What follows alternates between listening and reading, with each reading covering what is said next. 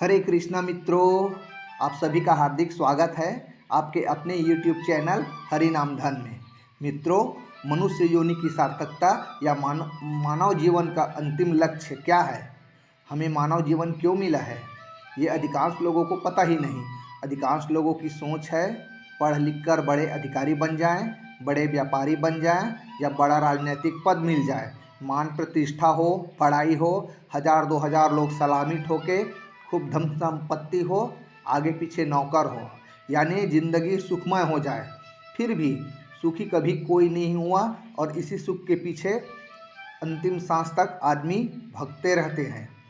यही वे मानव जीवन का अंतिम उद्देश्य समझते हैं। कुछ बिरला बुद्धिमान ज्ञानी ही है जो ये जानते और समझते हैं कि मनुष्य जीवन बहुत कम समय के लिए मिला है और एक दिन इस शरीर की मृत्यु हो जाएगी और इस दुनिया की सारी वस्तुएं, धन संपत्ति, मकान, दुकान, जायदाद, रिश्तेदार, सगे संबंधी और ये शरीर सभी को छोड़ के परलोक चले जाएंगे। दोस्तों, 84 लाख योनियों में 83,99,999 योनि भोग कर अंतिम योनि मनुष्य योनि मिला है। जब ईश्वर की अपार कृपा होती है तब जीव को मनुष्य योनि मिलते हैं ताकि जीव सत्कर्म करके धर्मपूर्वक जीवन जीते हुए भगवान की भक्ति करके इस लोक से मुक्ति पाले। क्योंकि 84 लाख योनि में केवल मनुष्य ही योनि है जो अधर्म पाप कर्म करके घोर नरक भी जा सकता है और भगवान की भक्ति करके मोक्ष भी पा सकते हैं।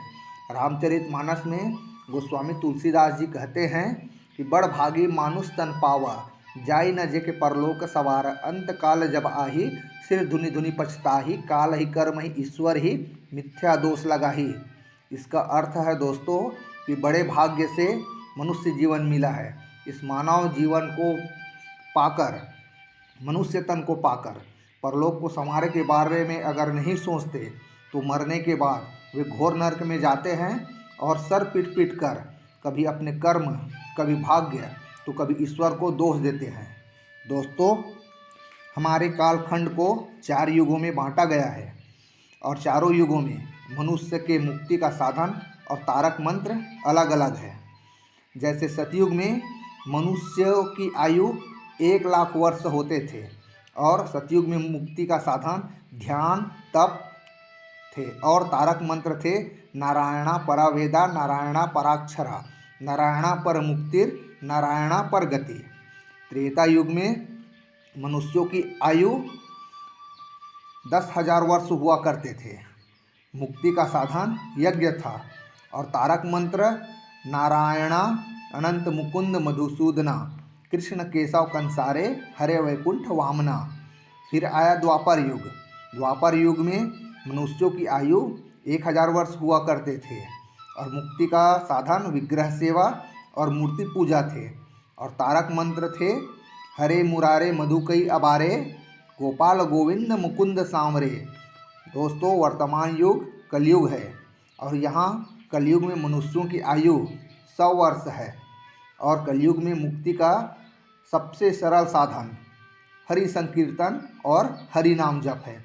कलयुग का तारक मंत्र है हरे कृष्ण कृष्ण कृष्ण हरे हरे, हरे राम राम राम हरे हरे। इस मंत्र में 4 बार कृष्ण, 4 बार राम और 8 बार हरे शब्द का प्रयोग हुआ है। दोस्तों, इसमें राम जी धनुर्धारी सीतापति अयोध्यापति श्री राम हैं और कृष्ण बंशीधर राधा वल्लभ श्री कृष्ण हैं और हरे का अर्थ वैकुंठनाथ लक्ष्मीपति श्रीहरि है। राम कृष्ण हरि, ये तीनों अपने आप में एक एक ही तारक मंत्र है और तीनों मिल गए, इसीलिए ये महामंत्र कहा गया है।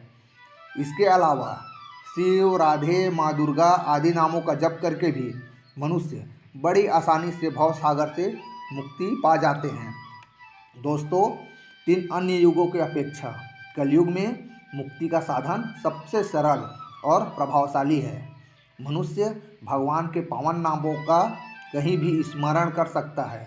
इसमें कोई काल समय का बंधन नहीं है, मृत्यु का कोई निश्चित समय नहीं, कब आकर हमारी जीवन लीला समाप्त कर दे। इसलिए इस मानव जीवन का सदुपयोग करते हुए, अपना काम करते हुए राम कृष्ण शिव हरि राधा इन नामों का भजन कर लें और अपनी मुक्ति का मार्ग सुदृढ़ कर लें। ऐसे ही प्रेरक धार्मिक सत्संग और कहानियों के लिए कृपया चैनल को सब्सक्राइब अवश्य करें। मिलते हैं ऐसे ही एक नए प्रसंग को लेकर। तब तक के लिए आप सभी को